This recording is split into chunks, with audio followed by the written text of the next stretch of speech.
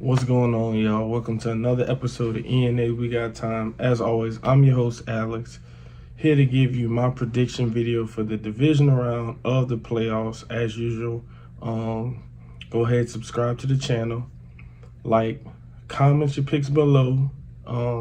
We still need, I need 2. So pick 2 games and give me a total score for that, because it's only, it's only 4 games. So it's going to get a little bit more dicey. So instead of 1, give me 2 games. You got a total score for, so that way there's no ties.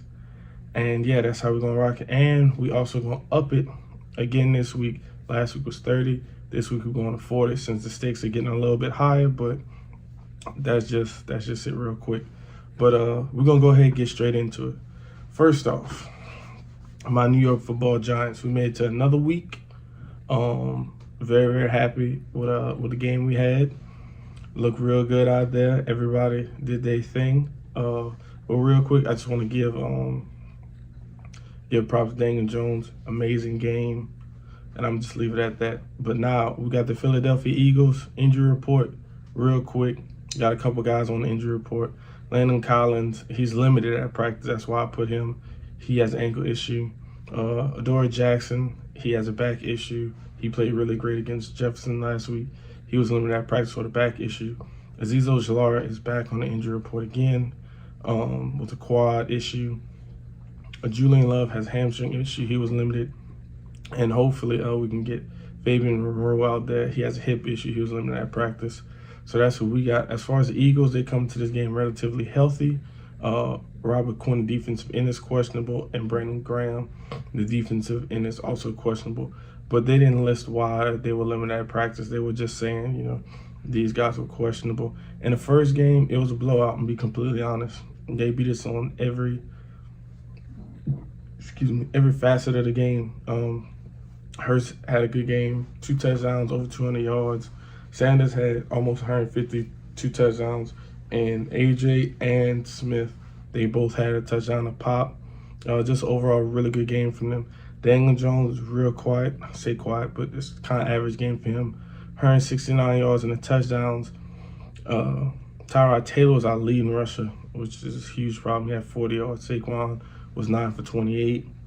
Hodgins, who's been really big for us, and he's also on the injury report. Go look at his story. I want to make no excuses for him, but go look at his story. His ankles is about as big as my head right now, so hopefully he gets better. But he had him a touchdown. He's been doing really well with that lately.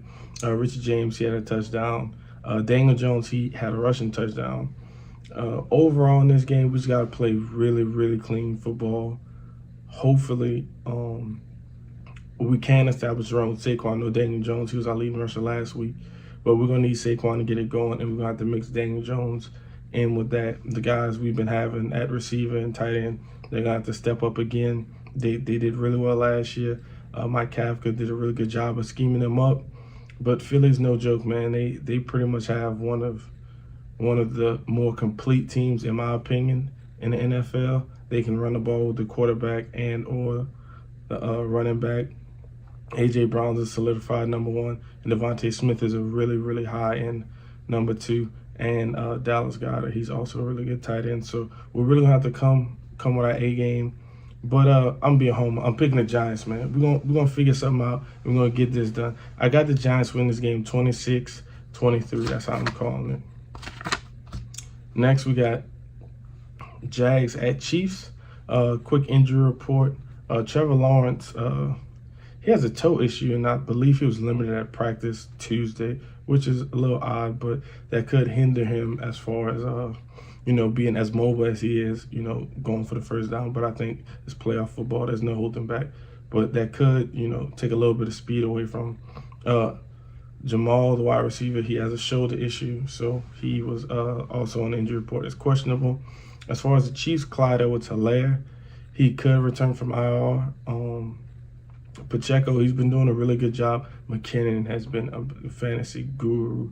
I think he ended the season with over 10 total touchdowns, which was really good for him. But Pacheco's been doing really good running the ball.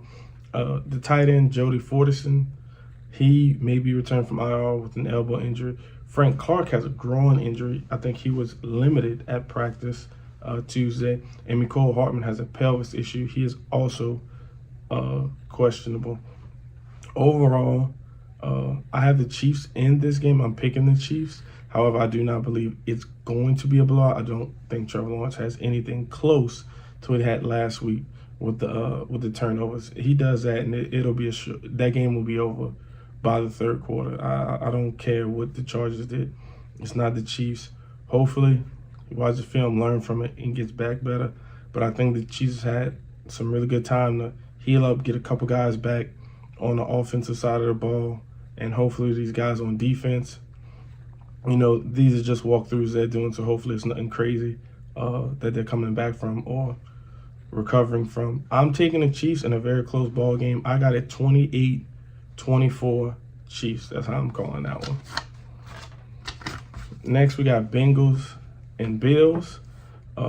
Just real quick, Trey, the corner for the Bengals, he's questionable. The offensive tackle, Williams, he's questionable.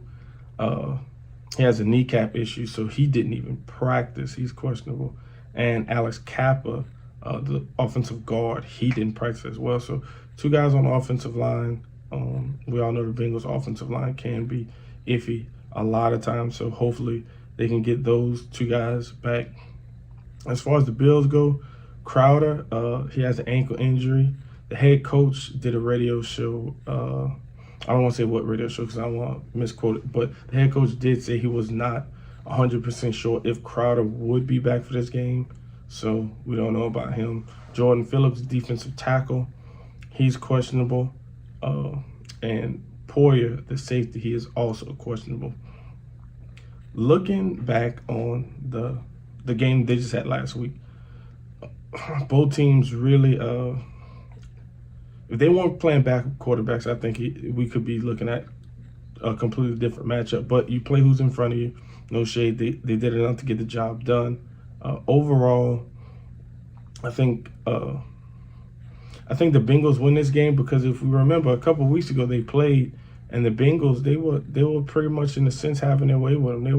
They were moving the ball down the field before the unfortunate circumstance happened, and prayers up to him, and hopefully he's doing well. But I have under no knowledge or authority to believe that this game is going to go any different. And if I'm just looking back on last week and what they did, Josh Allen is still turning the ball over in some very unopportunist times. So for that reason, I'm taking the Bengals 30-27. I just believe they're a better team, and I think Josh Allen's going to give the ball up at the worst possible time. And for the last game, we have the Cowboys at 49ers. Quick injury report.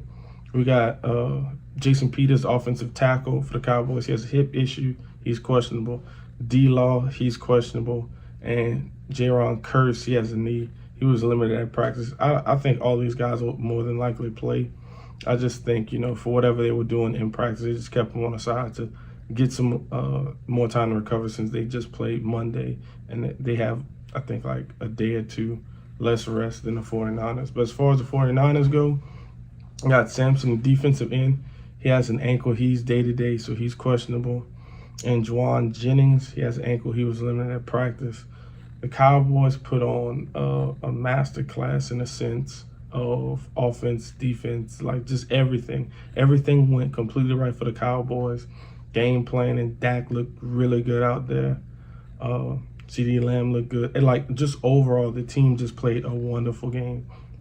And the 49ers, they had a good game against Seattle. They adjusted in the second half to Seattle, and they kind of closed the door pretty early on them. The 49ers just have so many different ways to win and so many different ways they can beat you. Let's say Brock Purdy, he's not exactly having the best game. That defense can cause some turnovers and make it real easy and get some shorter fields for them. I just think the 49ers, and back to what I was saying about the Eagles, the 49ers, in my opinion, are probably the most complete team or second most complete team as far as it comes on ways just to beat you. They can run the ball really well. They can pass the ball. So the Cowboys got their hands full. I'm picking the 49ers, though. I'm picking them 27-20. So I don't predict any blowouts this week. Good luck to all the teams playing. Hopefully my team gets one more week of some good football. As always, I'm your host, Alex. This is ENA We Got Time, and I'm out. Peace. Here, make